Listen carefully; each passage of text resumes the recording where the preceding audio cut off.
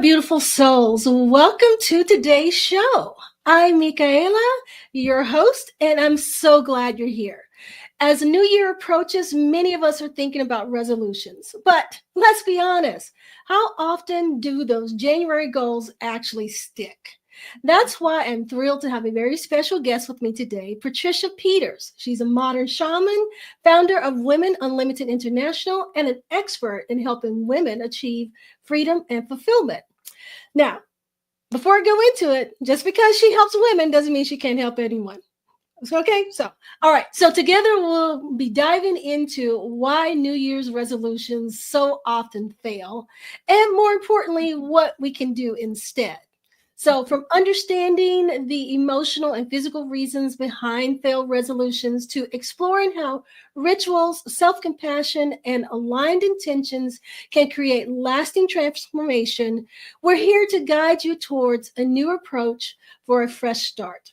So grab your tea, settle in, and get ready for an inspiring and practical conversation to kick off your new year with purpose and balance. So let's dive in. Welcome, Patricia. I am so happy to have you here today. Hi, Michaela. I'm happy as well. Thank you so much for having me. So for those of you who are just tuning in, Patricia is one of my new recurring guests. So she and I will be having many conversations to come. So you can catch she and I talking on the fourth Friday of each month. So, feel free to tune in, if you want to get some more empowerment and, help create soul alignment and all of that good stuff. So, all right, so let's just jump in. So Patricia is kind of like me. She's kind of a geek girl as well. So, we own it, okay? So geeks unite, all right? So we're going to start off by talking a little bit about the science behind resolution failure, okay? So some of the common reasons that resolutions fail are lack of planning, unrealistic goals, and an all for nothing mindset. Okay. So we kind of, it's like we create these lists and we're going to do this and we're going to do that. And we're so gung ho about it. And then, we start off and then, a week or two later, it's like, okay. But there is a reason why those don't work. Okay. So from my perspective, the naturopathic perspective, we have to talk a little bit about the mind-body connection and things like emotional stress, unresolved trauma, and even like physical conditions like fatigue or inflammation. Those can all block our progress. We can have really good intentions, but sometimes there are other factors at play that just block us from doing what we really well intended to do.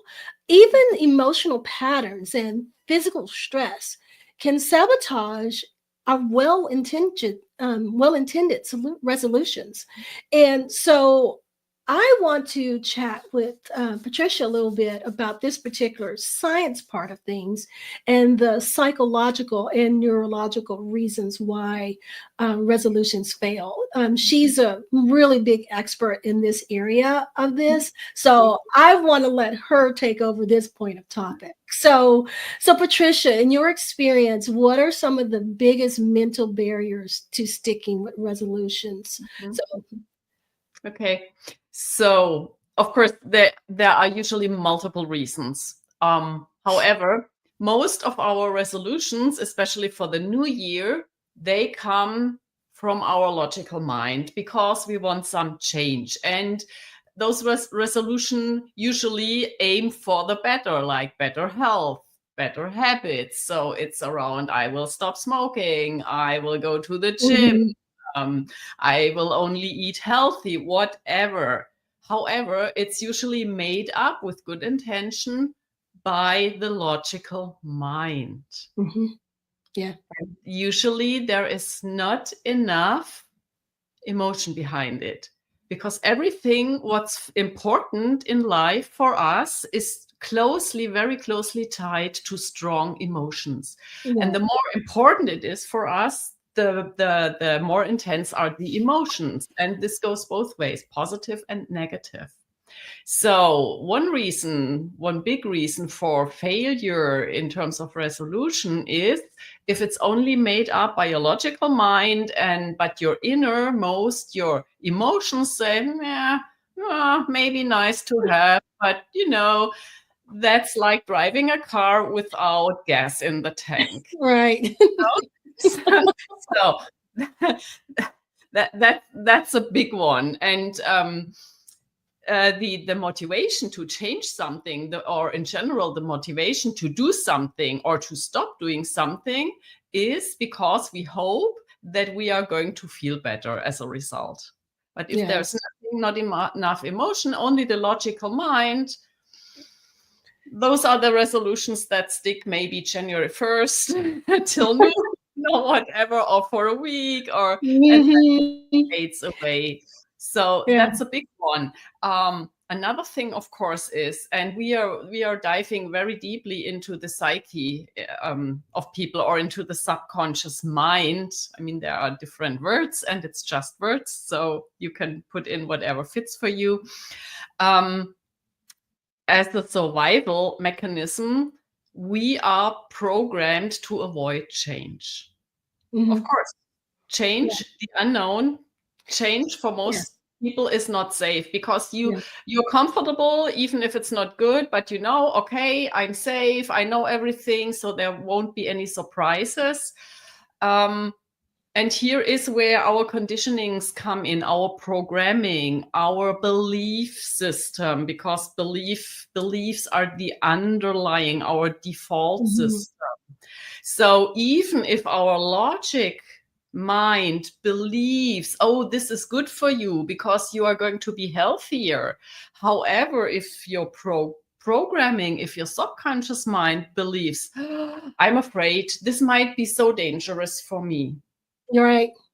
All the resistance comes up, and the resistance can show up as bad feelings or thoughts.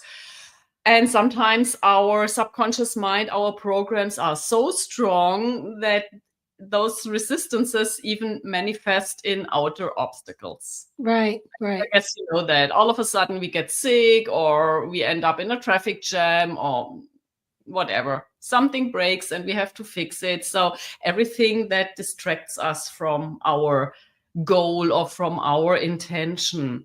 So it's important to incorporate or to address your emotions and your beliefs. Yeah, absolutely. So that goes back to what I was saying about the body-mind connection. It's like body, mind, and spirit. It's like, you got logical mind, you got emotion, and as you said, is if there is not enough emotion behind it, sometimes that can derail you, because when you first make that resolution, you're really gung-ho and there's a lot of emotion behind it, and then later on, not so much, because other things have grabbed your attention. And so the emotion part of it has waned a little bit. But one of the other things that you had said that I made a note here to come back to is change. And change on the subconscious level can equal fear for many people. For actually people, Yeah. And fear, because if you talk to them or if you ask them, no, I'm not afraid because I want to have this, I want to change. Yeah. Yeah. And you may want to change it, but deep down, there's that fear of change. And then when there's fear of change, the subconscious kicks in. It wants to keep you safe. The brain wants to keep you safe. So it wants to keep you in that. And whenever your logical mind and your emotions or your subconscious mind, when they are in a battle, in a fight, the subconscious mind or the emotion always wins. I mean, always. Yes. You need to have very, very strong willpower and or assistance to push through when those two guys are in a fight. Exactly. Which we're going to talk about all the time, of course. Yeah, exactly. Which we're going to talk a little bit about that here in a little bit. But absolutely. So, again, there is science behind why resolutions fail. Yes. And in a little bit, we're also going to talk about what you can do instead. But Yeah. before we get to that, let's talk about what one of the things that I often talk a lot about, and that's about root causes. Okay. So most resolutions are all about you wanting to change something for some reason or another. And usually it's most resolutions are going to be along health lines. Just from my experience, most of them it's along health lines. It's like I want to get healthier. I want to eat better. I want to exercise. So it's usually around some sort of health change. But you need to ask yourself, though, what's really going on that's creating the situation that makes you want to change. Yes. And so it's very important, particularly when you're looking at health and just our life in general, to look at it from a holistic point of view, because sometimes it's not an issue of willpower, as you said, but deeper emotional or physical imbalances. So for instance, like in my line, what I deal a lot with is people who deal with a lot of chronic inflammation or chronic stress, which they're closely tied because, stress creates inflammation. And the longer that goes, the more imbalances you see in the body. And I try to help my clients to understand it's like, okay, disease is a collection of symptoms. Symptoms are caused by imbalances. So what's really causing the imbalance? What is the root cause that is going on? Is it some sort of unresolved physical imbalance, like a gut issue or inflammation, as I mentioned? Or is it some sort of emotional trauma that's holding, that's holding you back? Experience that can be outside of your memory. It can be something you experienced in childhood where your cognitive memory has no access to because you were too little. And then you are wondering, okay, there is no reason right now in my life. Why am I skipping what I wanted to do? For example, why am I always running into the same issues over and over again? Yes. Yeah, absolutely. Absolutely. And sometimes it can be, and you've already mentioned this a little bit, limiting beliefs. Sometimes I always try to help my clients understand what you believe about yourself and about your situation can drastically affect your goals. Yeah. Because if you deep down believe that you can't heal, guess what? No matter what you do, you will not heal because you will, on a subconscious level, hold yourself back from doing the things that you need to do in order to heal properly. And sorry, yeah. The thing is, those beliefs usually are so sabotaging and so unlogical, and that's the reason why they are so hard to discover sometimes, because they do not make any sense. Yes. Yeah, absolutely. And then what I tell my clients is, okay, if you can't, no matter how deep you dig, if you can't come up with the true reason because it's so out of space, just look at your life, because your life will tell you. And then be honest, and then you will see, okay, there must be some belief around that, some very deeply rooted belief. And the other thing, because you were talking about the root cause, yes, if you do not eliminate or address and transform the root cause, just dealing with the symptoms or with some quick fixes, that's like cutting back weed or thorns. If you don't remove the root, it will always grow back. So you will have to keep doing it and doing it and doing it. And the thing is similar to a drug addict. You will need to do it in more and more, in shorter and shorter intervals. And you will need to do more and more and more and more if you do not address the root cause. So yeah. And absolutely. And you mentioned something about, it's like, cutting down the weeds, but not dealing with the root, and it grows back. And that made me think specifically, because we're talking about resolutions, and many resolutions tend to do with health, and a lot of them are weight related. Mhm. And oftentimes there are other issues that are involved in weight issues. And it's not just a matter of calories in, calories out, and doing more exercise and that kind of stuff. And I've seen it a lot because I have a lot of clients come to me Mhm. for weight assistance. And we usually have to not only address nutritional issues, but emotional and other physical issues as well.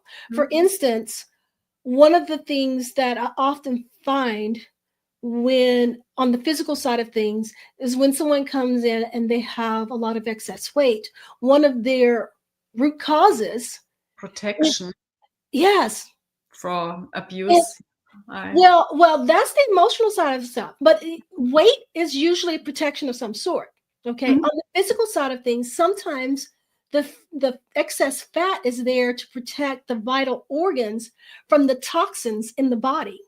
Mhm. So if you don't deal with the Yes. underlying cause of the excess toxins you have in your body, you can starve yourself. You might lose a few pounds, but Mhm. then when you go back to regular eating, the weight comes right back on because you haven't dealt with the toxins, and the body is still trying to protect itself Mhm.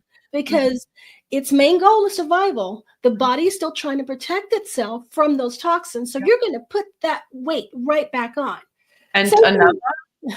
another interesting factor is, and this might sound maybe woo even for some people, however, there is science around it, and this is proven. It can be ancestral memory. For example, it could be your parents or even your grandparents or generations before, when they were starving, for example. Yes, There yes. is the memory, and then your body, of course, keeps everything. Exactly. Also to And, protect. yeah, So and we call that generational trauma yes. in what I deal with. Yeah. So yeah, you're absolutely right. Sometimes it can be inherited, just like you Mhm. inherit eye color and other Yep. things. You Yep. can inherit Memory. those energies Yes. And from, sometimes it yeah. skips generations. So it's not necessarily your parents. It can be your grandparents or even way, way earlier. Yeah. Well, here's an interesting fact, particularly with women. Mhm. Sometimes a lot of the ancestral stuff that I found Mhm. for women, it comes from the grandmother. And Mhm. here's the and I think the technical term for it is epigenetics. I'm not sure, but so I'll have to look it up. So don't take Mhm. that, Mhm. to be the gospel. Mhm. But if you think about it, when your grandmother was pregnant with your mother, Mhm. when a girl child is formed, she's formed with all the eggs that she is going to produce in her lifetime. Yes. So you, Mhm. as an egg, Mhm. were in your mother Mhm. when your grandmother was pregnant with her. Very. So many of the times, the energies and the emotions and the trauma that the grandmother felt Mhm. will transfer to the fetus she's carrying, mother, which Yes. gets transferred into the eggs that Yes. mom is carrying. Isn't that And wild? and there is another pretty wild thing, and this is tied to biology. You know that I guess probably, and maybe your audience also knows. Our mitochondrial DNA is Hmm. only passed through the maternal line. Yeah, yeah, yeah, So we are absolutely. way more, although we have DNA 50-50, father, mother, but the mitochondrial DNA is only from the mother, from the maternal line.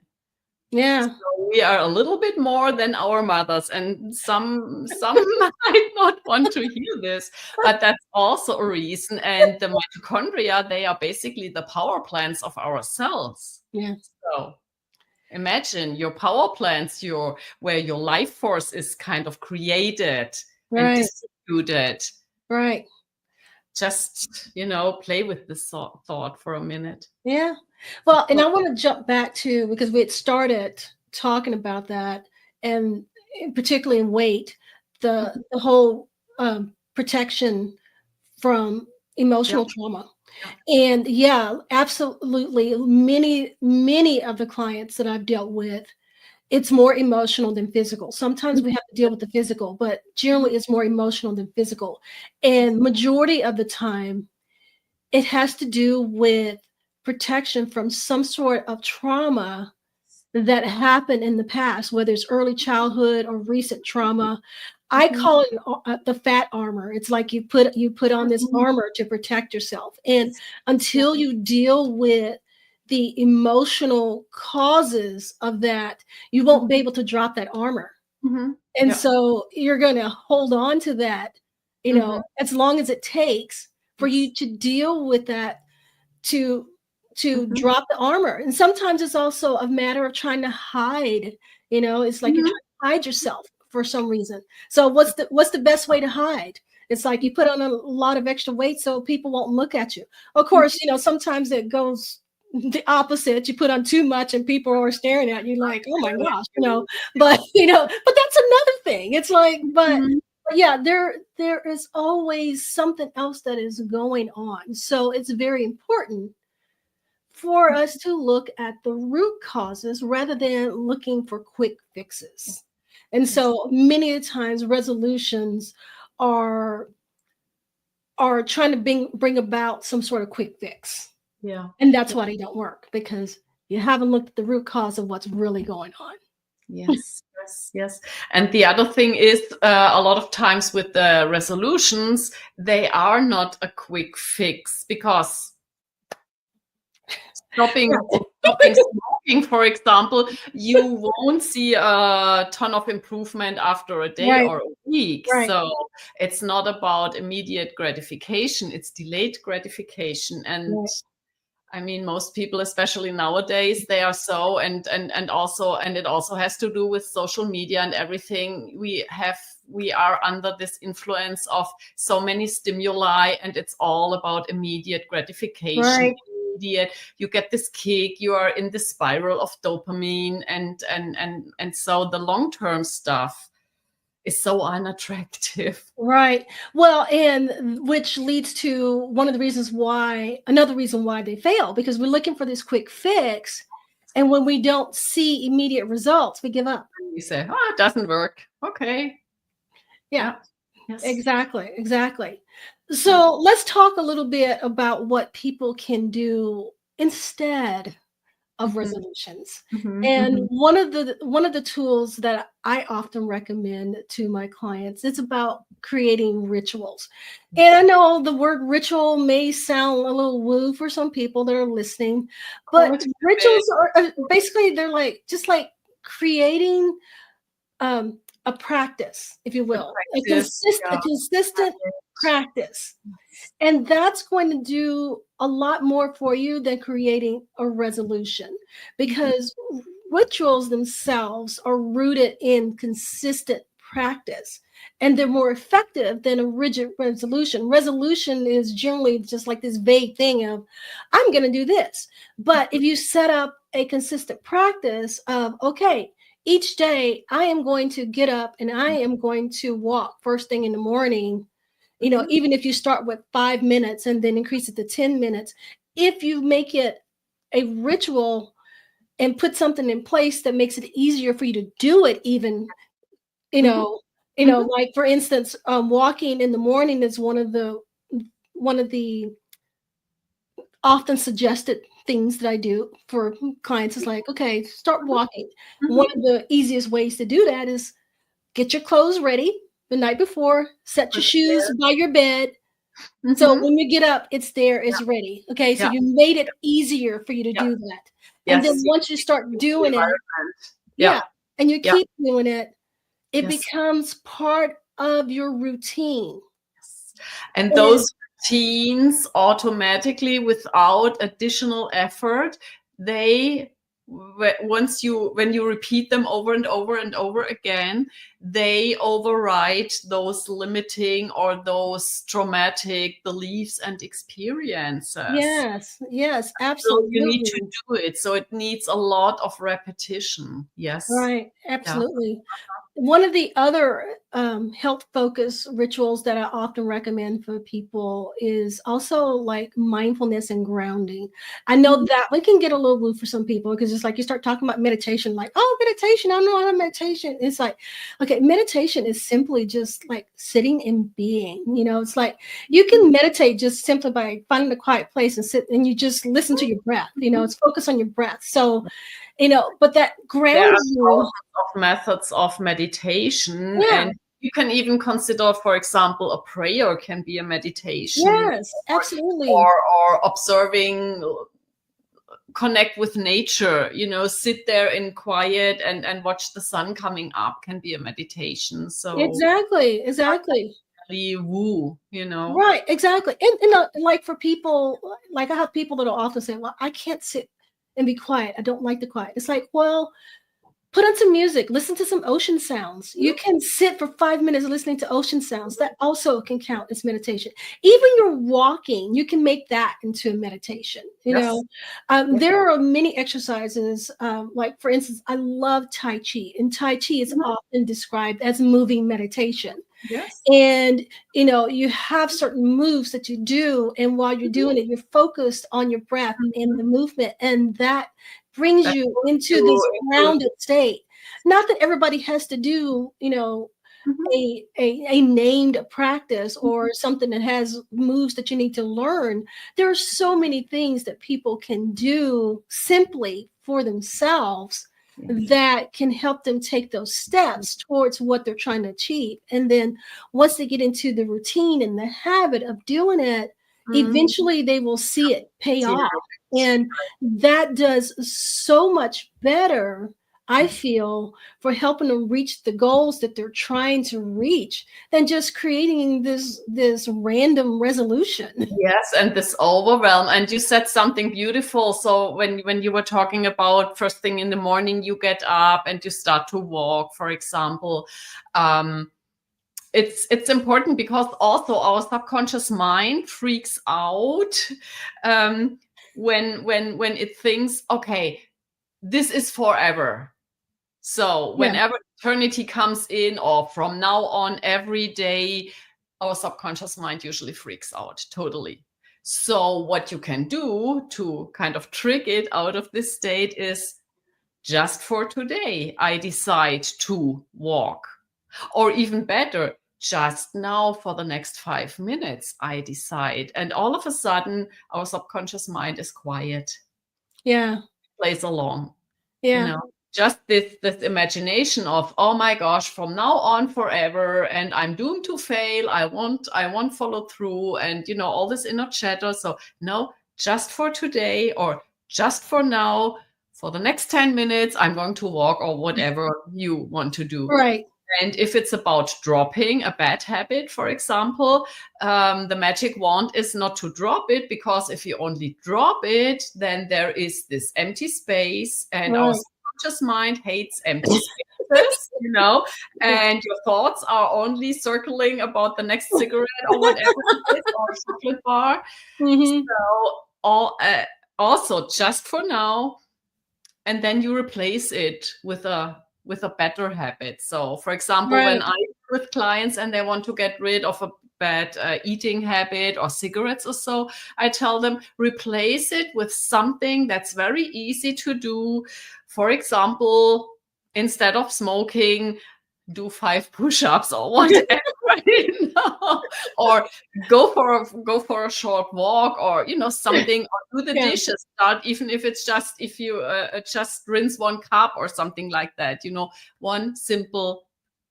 Best is to do some physical stuff instead of. Right. Right. And those are ways to trick your mind, to trick your subconscious mind, to trick your beliefs out of sabotaging you. Right. Yeah. Yeah. Yeah. I think I've often heard that described as habit stacking, where Mhm. you kind of just put something else either on top of it or in place of it to make it easier to Yes. Yes. let the self-conscious mind deal with it. There is And some. don't overwhelm yourself. Start with one thing, and start with the thing that's easy for you, so that you have some kind of success experience because then it's easier for you to tackle the next thing. Don't start with the biggest thing. Absolutely. Absolutely. I always tell my clients, start small, because small and consistent. Exactly. And, yeah. Because it may be a baby step, but a baby step is still a step. Yes. You know, and if you start small, there's less chance of you falling backwards. Yes, yes, yes. And then then the thing that comes in with the habits or the rituals and the consistency. So there is this saying in the kind of shamanism that I studied, is the difference between what they call strong willpower or weak willpower is strong willpower makes a decision and makes it again and again and again and again. And the weak willpower makes a decision and changes it and changes it and changes it. You know, so make small, teeny tiny decisions, make small steps, small habits, and then repeat them. And you automatically, you override, you overrule those bad habits and those outdated programmings. Yeah, absolutely. And it's really easy to just kind of sit down, and when you're thinking about making resolutions, what is the outcome of what is the outcome you really want from this resolution? And then decide, okay, what are some small things that I can do to reach those goals? And then take those small things and create rituals from those. So you are putting in place the habits that are going to help you be healthier or achieve what it is that you want to achieve in the long run, and then you can keep doing that. And so it's a much better approach. And there's also another thing, and I hope I can say this because it's counterintuitive, although latest research like neuroscience proves it. So I guess you know that people are mainly driven by two approaches. It's either avoiding pain or it's moving towards pleasure. So, and this is moving towards pleasure is, yes, find your why, find your goal and go towards it. However, most of the people are intrinsically more motivated to avoid pain. So some trick, and you have to be very, very self-aware, and please be very honest. Sometimes we need to scare ourselves into action. So what we do, so sometimes, yes, you get up and you say, okay, now I talk myself into walking because I'm going to feel so good, but it doesn't work. So sometimes you need to scare yourself into action by catastrophizing what will happen when you quit this good habit, you know.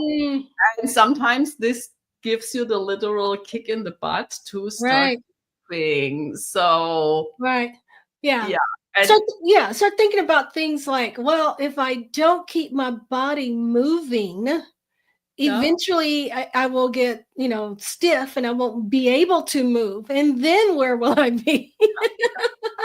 So a way is to really be honest with yourself and just assess, okay, what will work, and you will figure out over time, you know. And then you will see, okay, am I more a type of person who is on the positive side, who goes for their goals, or am I more this kind of person who needs this kick and this? Right. So, and absolutely. It's fine. Yeah. There's right or wrong. Absolutely. And self-awareness is key to really achieving your goals and and finding your purpose and your joy and so many other things. You have to be self-aware, and so many people are not. And that's why they end up in these positions where they feel like they have to make these resolutions to make change, because they have not been self-aware for so long that they have either made decisions that were not in alignment with their purpose and goals, and so now they're way off, or they have no idea what it is that they really want to do or should be doing. And when I'm dealing with my clients, one of the the big things that I try to help them do is to become self-aware, Mhm. because my goal is to help them to learn about themselves. Mhm. So going forward, they can take care of themselves. It's like, yes, I can give you all the tools and tell you what to do and everything for now, but Mhm. eventually you need to be able to do this Mhm. yourself. Yourself. And the way you're going to be able to do that is knowing about yourself. Yes. So self-awareness, and not only self-awareness, but also self-compassion. Because we mentioned earlier about how sometimes, we give up and Mhm. because, Blame and then, ourselves and yeah, the negative self-talk, and because usually we are our biggest critics. yes, we start to beat ourselves up. And you can't do that either, because Mhm. even with the best intentions and the best rituals, sometimes you will fall off. Yes. And it's just as important Yeah. when you fall off to just get back on and keep going. There's a saying here in the States that, by the way, she's in Germany, everyone. There's a saying here in the States about, it's not how many times you fall off the horse, it's how many times you get back on. Yeah, right. So, so it's like, Back up. okay, you know what? You fail. You didn't want to eat all that sugar and junk food, and you had something and you kind of binged a little. Okay, it happens. Yes. Resolve to, and this is the only time you can do resolutions, resolve to not beat yourself up over it.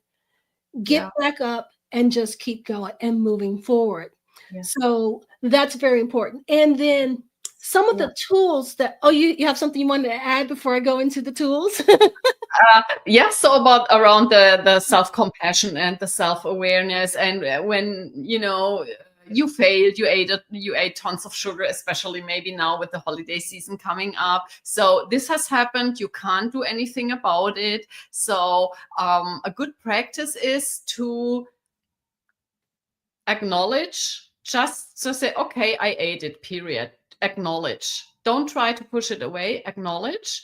And then try to acknowledge without any judgment. So it's not good, it's not bad, it just is. It happened, period.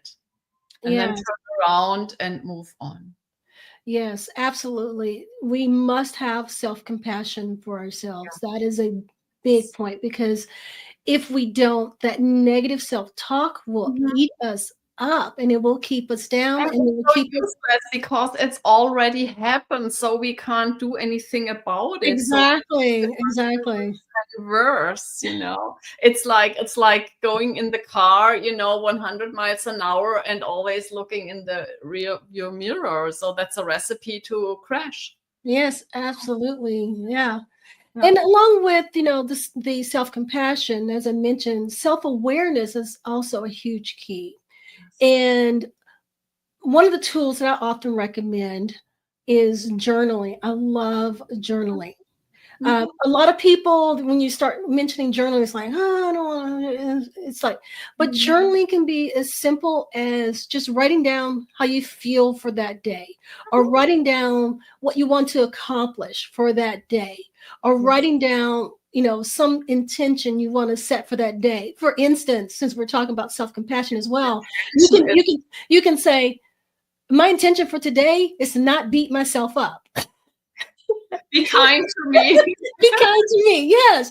And that's a good start of self-awareness, because then you start to become aware of Wonderful the times that exercise for those intentions for people. It's totally easy. Sure, share it, please.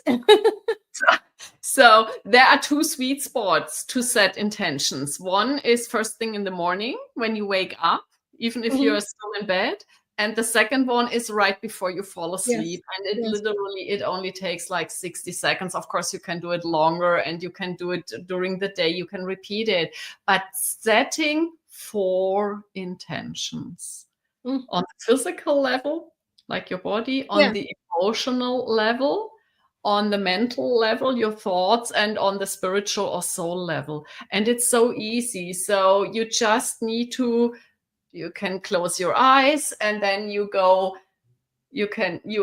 try to feel it with all the fibers of your body, because then it's very, very effective. And you have only those 4 words. In the morning, you go power, love, awareness, joy.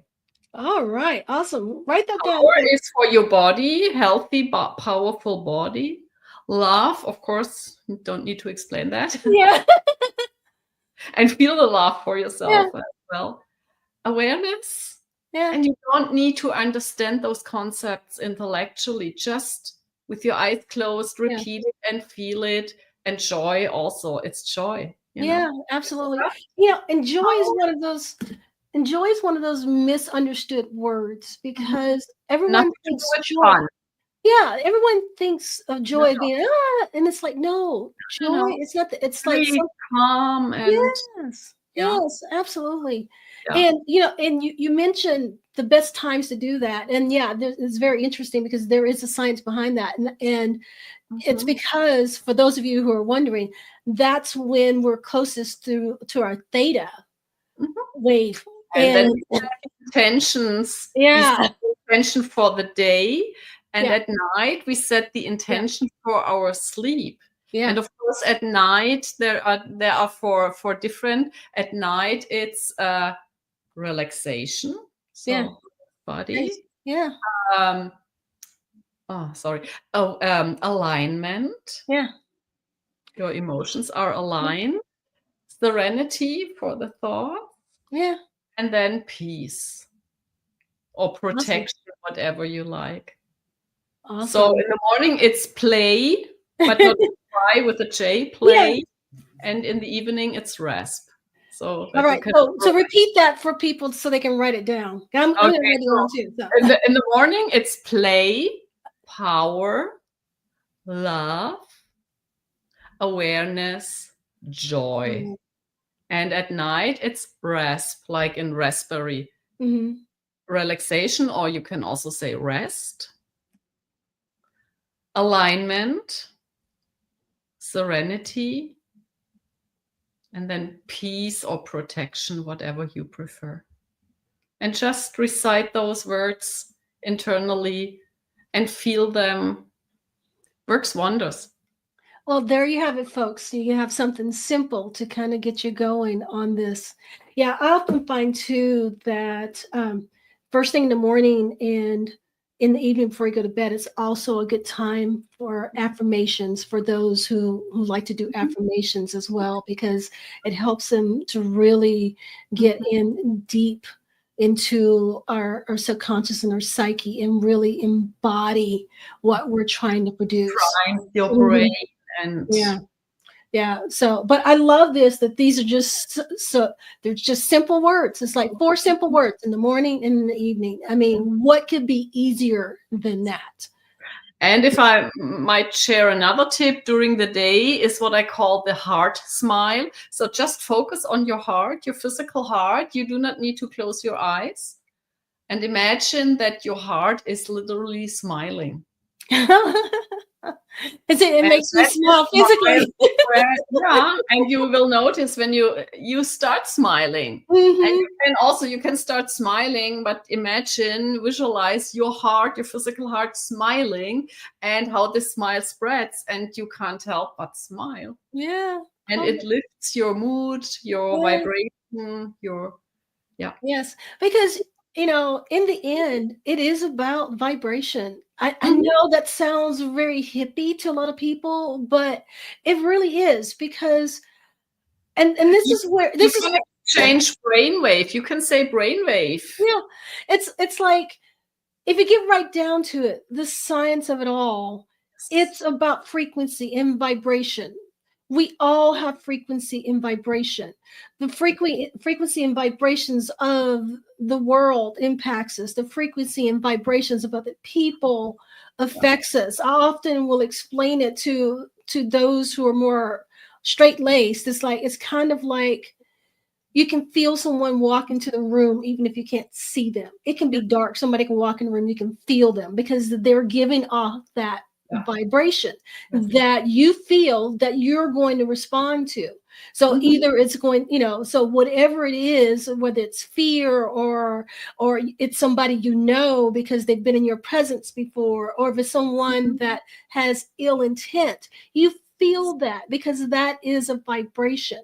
And when we are happier and joyful and, and self-compassionate, we vibrate higher. Yes. And when we are talking down to ourselves and we're negative and we are, feeling guilt and shame, we vibrate lower. Right. And it just is. And that's science. So Yes. it's not woo, it's science. I mean, there are so many studies, for example, and tests that have been run, how also our body posture and our mimics affect our emotions and vice versa. There is so many studies around this, sit like this and eyes half closed, and Well, the biofeedback, there is proof. Just try it. That reminds me, and I don't remember who was it. There is some author that talks about doing the Superman pose to kind of lift yourself up. It's like, chest up, head up, hands on the hips, and how that changes your whole demeanor, your whole energy and everything. So so it absolutely. And even if you're not on the woo or the hippie side, just look at body language. When you enter a room with more people, a couple of people in it, you can immediately spot who's the alpha dog. Because they have a different posture. Yeah, absolutely. So and that's awareness on a different level. That's not only self-aware. The body doesn't lie. Yeah, exactly. So let's talk then a little bit about actionable alternatives that people can do for lasting change. Because again, if you're making resolutions, you're trying to change something. And we've already talked about how, sometimes you make the resolutions, they don't really last and you kind of give up on it. And, we talked about baby steps and all that kind of stuff. So let's talk a little bit about actual things that people can do. And not only that, but the importance of aligning the changes with their personal values and priorities. Because for me, again, it's all about body, mind, and spirit and soul, which spirit and soul, although a lot of people interchange those, they're different. Okay. You can do a lot more when it's aligned with your overall purpose. And that's the whole point of the body, mind, spirit, and soul, is being in alignment. And so when your goals and the things that you're trying to change, when they're in alignment with who you are, your authentic self, that's where the self-awareness comes in. When they're in alignment with who you are and what you really want to be about, it makes it easier to make those changes. And then when you start seeing those changes, it totally changes the way you see yourself. And then you make even more changes for the positive. And you baby stepping your way into that lasting change. So what are some things that you often, what is your framework for setting meaningful intentions and goals? So what do you recommend for the people that you work with? Since you're the empowerment lady, tell us, how do we, really? So I already kind of gave you the magic wand, the simple exercise in the morning and in the evening. It's not just that you set your intentions for the day and the night sleep with this little exercise. What this exercise also does, especially when you add this heart smile to it, it connects you to your true self on all 4 levels: the physical, the emotional, the mental, and the spiritual level. It connects you to your true self. And the true self, in my definition, is this part of you that exists beyond any negative programming or limitation. So when you are in alignment with your true self, you automatically start to make the right decisions. You automatically start to move forward in your purposeful right direction. Because people, and yes, we are programmed and we are told, oh, this is also complicated and finding your purpose. And there's a lot of hoopla around all of those concepts. Whereas the truth is, usually it's very simple. Yeah. So with those simple but powerful exercises, especially when you repeat them over and over again, you align yourself with your true self.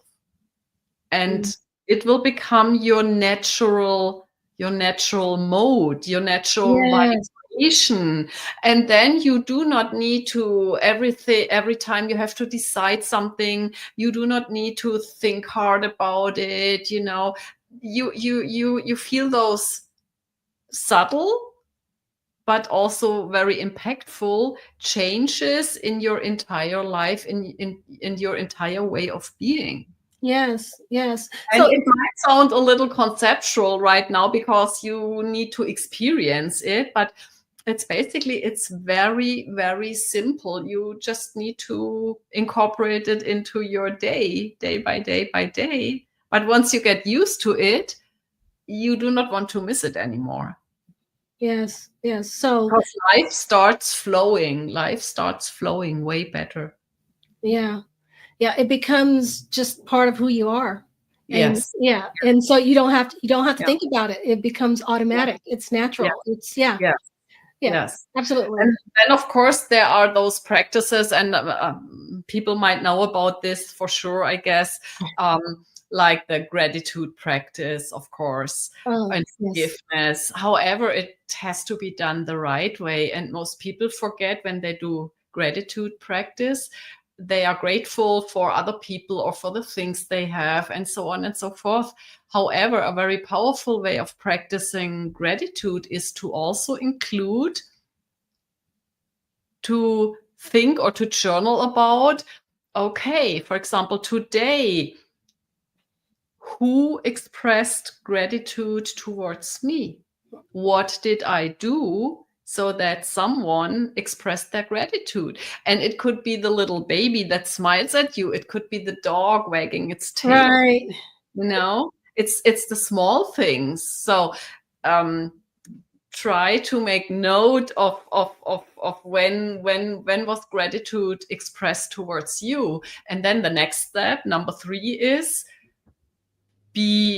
express gratitude towards yourself, as in notice, okay, this is I'm grateful just for who I am. I'm grateful for whatever that today I followed through, my resolutions, something like that. And that's also very, very powerful. And most people forget it because we are trained in a different way. Yes. Yeah. I love that additional of expressing gratitude for yourself and looking for when people have expressed gratitude for you, because I think that helps build us up as well. So confidence, because it helps us to understand, because I think we all want to know that we have a purpose and that we are affecting people in a positive way. Yes. So looking for when other people have expressed gratitude to us will help us to understand our purpose and why we're here, and just help us to just be a little more gentle with ourselves, recognizing we are making a change. I often heard purpose being described as, it's not what you do, it's what happens in others when you do what you do. And also a description of purpose. What's the purpose in life? So, but okay, now this is very, very self-aware, of course, and very spiritual, if you want to call it like that. Purpose in life is to fulfill the present moment in acceptance. Yes. Well, there you have it, folks. So we've talked a little bit about why resolutions don't work. Mhm. We've talked about things you can do in place of resolutions. We've given you all kinds of tips and tidbits and tools to help you to put rituals or routines in place that work much better than creating Mhm. resolutions. We've also touched on how you can make those more effective by self awareness and self compassion and just knowing what how to bring about the change that you are seeking. We also have touched on how sometimes you also need to look at the root causes of things and whether or not there's some emotional blockage or something else that is going on that also needs to be addressed in order for you to make those changes. But all of those changes, even if there's root causes, it starts with self awareness and understanding what your body is saying to you, understanding where your mind is, understanding what your beliefs are. Once you can understand those things, you can put in good routines and rituals in place that can help you make changes not only for the present but for the future as well. And so they're long lasting to the Mhm. point that they become part of who you are and you don't have to keep making changes because you Yes. just are and Yeah. you are now embodying what you Mhm. set out to Mhm. accomplish. Yes. So so in the end, don't do the resolutions. Resolutions don't work. Okay. And there are other things that you can do. Go Mhm. back, and if you have to, if you didn't write it down, go back and listen again and write down the tools that we have given you that you can put in place that can help you to make those changes that you're looking for. Mhm. So before I end the show, I just like to ask Patricia if she has, some words of wisdom or something she wants to leave us with before we move on. Yes, and this actually just came to me when I listened to your summary, because it's all about changes and personal development. So very important is accept who you are and what you are right now, because then it's way easier. You know, when you criticize yourself, oh, I need to improve myself. Yes, Accept and honor who you are, what you are, where you are right now, because you can make changes from that position. That's way easier and way joyfuler than, okay, I need to change because I'm not good enough. exactly. And I'd Mhm. like to add to that too that you can love yourself and still want to make changes. Yes. Yeah. Hmm.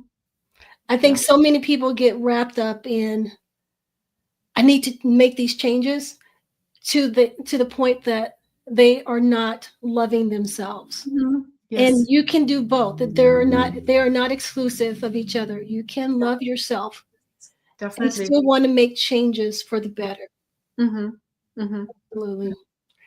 Alrighty, so that is it for Wonderful. today's show. Thank you, Patricia, for joining the discussion and bringing your Thank you, expertise Michaela. to us. And I look forward to having many more conversations with Yeah, you in the me future. too.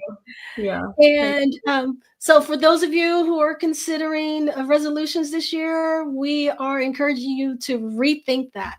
Okay, try something new. Try you. something new. All right, Mhm. so that is it for today's show. Until next time, remember wellness isn't a destination, it's your daily journey. Mhm. See you next time. Mhm. Mhm. Bye-bye. This episode is brought to you by Living Naturally for Life and Women Unlimited International.